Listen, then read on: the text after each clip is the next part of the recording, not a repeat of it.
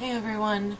So it's almost like 1 o'clock in the morning right now, and I am feeling pretty manic. So I decided to just try to concentrate the best I could on making a video to distract myself. So I thought a good topic would be a recap of 2015 for me.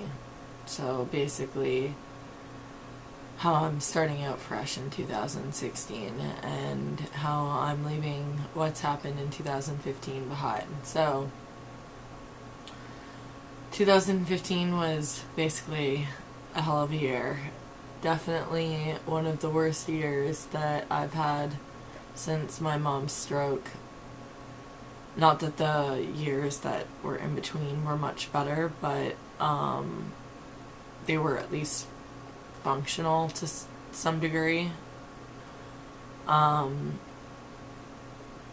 going to just kind of like break down 2015 by the months for you so you can see how crappy of a year it really was for me.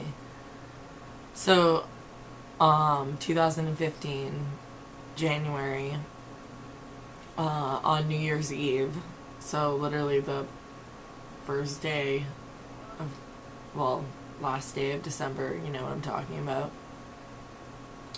I was driving home from work anyway, and when we came to this set of train tracks, and I hit a patch of black ice, and there was like a pickup truck in front of me, and when I hit the ice, it kind of like made the car like accelerate forward a little bit faster, and we started going into a skid like towards the truck. So I tried to like steer the wheel to kind of like correct it so I wouldn't hit her, and I just guessed I didn't realize how much ice there was, and the back end of the car basically like spun out like this, and we like rolled off into the ditch that was like, you know, kind of like an embankment. It went downwards like that.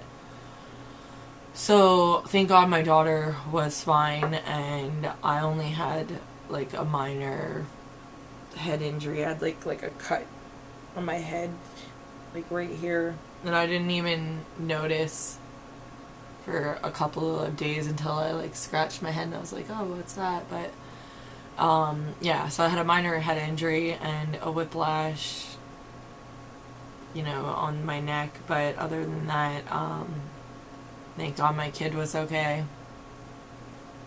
My car, on the other hand, was fucking totaled, and my job at that time was like 40 minutes away from where I was living, so it was basically my lifeline. And without my car, I was very stressed, obviously. So the next month, February, February's the month I was born in. So for my birthday, I got all dressed up, got my hair done, ready to celebrate my birthday with my girlfriend. And we got to the bar, and suddenly I start like having severe anxiety and paranoid racing thoughts, and just this overwhelming feeling like I didn't belong there, like I shouldn't be there. I really wanted my husband to go with me, but because he's a bit older than me, he felt like, I guess it wasn't his scene anymore, and I guess I get that, but I really wanted him there for like support, because I know sometimes crowds can get to me, not always. Like if I'm having a really good time and I'm like distracting myself with the people or conversations or whatever's going on, then I'm okay, but not having him there at that time for some reason just like crippled me. So I got there and I just wanted to have a night out, have a few drinks, dance, and go home. But I got there, had half a drink, didn't dance, and left like the paranoid idiot that I am because I was having just way too much anxiety. Skip forward to May. May is always a rough month for me since 2011 because that's the month that my mom had her stroke. So basically every year that passes by with like little to no progress with her speech or her walking or her paralyzed arm or any of that, it just I don't know, kills my hope a little bit more than I'm ever going to get a chance to talk to my real mom again in this life anyway. So May just kind of sucks in general. July, I had a manic episode at a gas station on my way home from work. I don't remember why, but I was having a bad day and I already felt really anxious and I just wanted to get home. I remember that. And I wanted to use the pay at the pump, and for some reason it wasn't working and they didn't have like an out of order sign or anything, so that automatically frustrated me.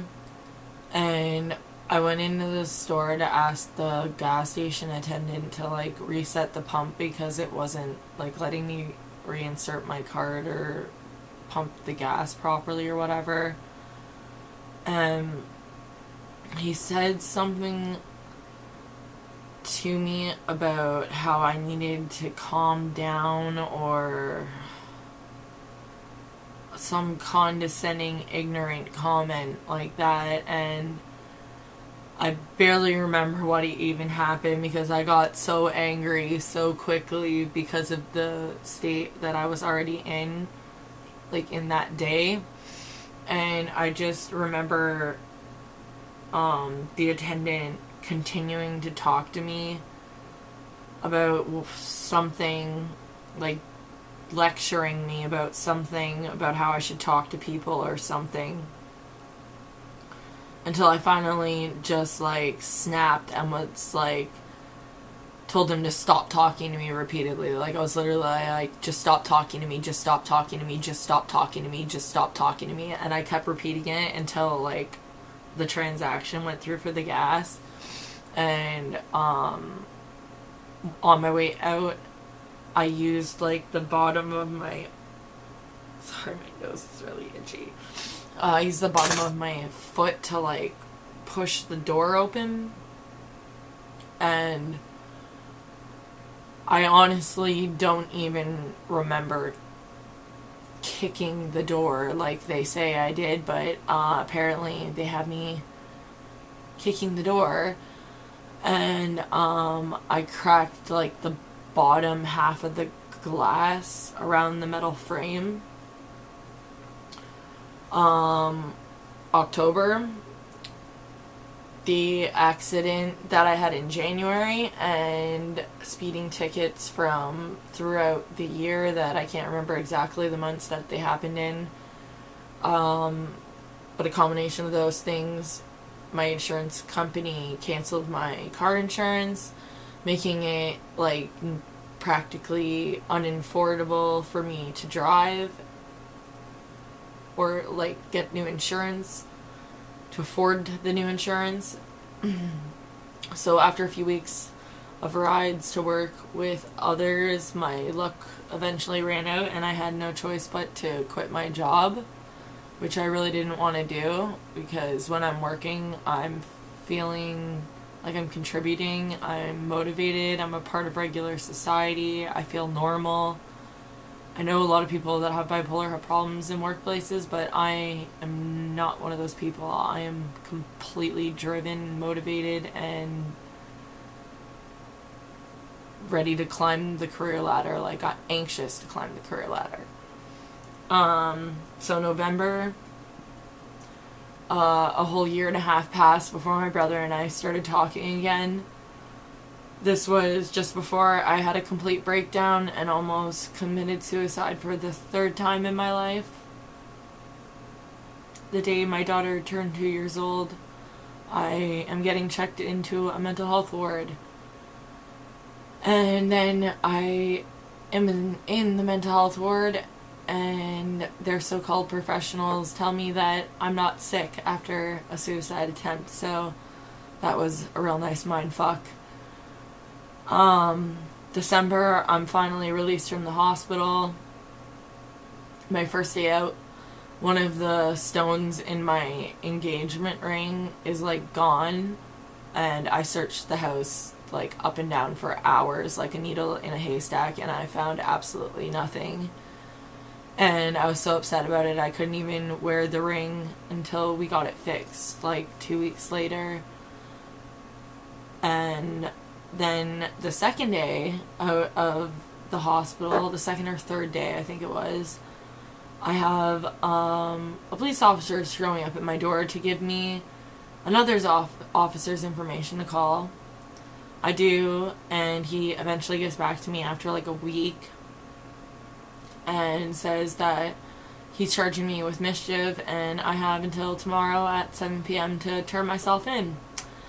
So I go in, turn myself in, and all that really happened was that he read me my rights and gave me this paper telling me when to come back for fingerprints and my mugshot and ultimately court. Basically the whole year was a shit show for me. I had medication fail me sometime during the year, obviously before July with the gas station incident, and leading me into a severe manic episode of impulsive behavior, anger, and completely irrational thoughts. At times this year, I didn't even know myself, which is why my ultimate goal for this year is to find myself again. So I'm actively searching for work right now that's close to home so I can start remotivating myself, the motivation process. As I start getting back into work mode and I find my groove, I'm good, I'm perfect, like I'm mentally set pretty much. And I want to get back there so bad. I'm on good meds now that are making me feel really good on a daily basis. I've had little moments of frustration or anxiety, but it's nothing that I can't handle. So just remember that no matter how bad that things get, that there's always a way to get yourself out of the hole again. You just have to look for it. You have to look for your opportunities. Just go for it. And sometimes just have faith that the puzzle pieces will fall into place behind you. Be strong, be independent, be fearless. Because sitting around watching other people live their lives while we sit here doing nothing is not a solution. It's going to drag you deeper into hopelessness and despair.